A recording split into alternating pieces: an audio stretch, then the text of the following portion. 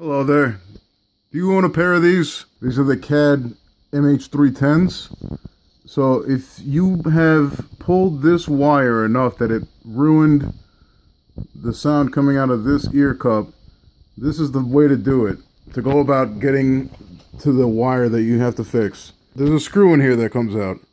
But to take that screw off, this little cap, the CAD part, the thing that actually identifies the product, comes off, and it looks something like this.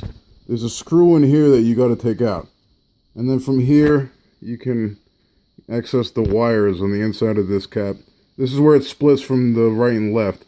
If you have to try to fix your shit, don't do it from this side, because now I have to solder this shit back on, and that's a pain in the ass, but it's something I'm willing to do. Anyway, if you are trying to fix just the wire got pulled and you're trying to fix it like that, this is the easiest way to do it. You just go about that, pull off that cap, and then that's it. There you go.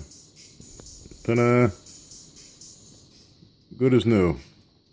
These are pretty good monitoring headphones. They're flat.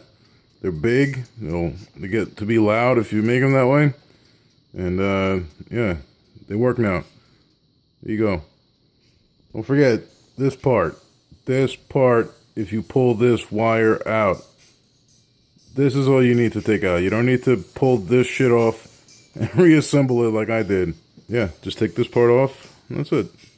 Well, they work again. After getting this wire yanked nearly out. It's pretty bad. Okay, that's all.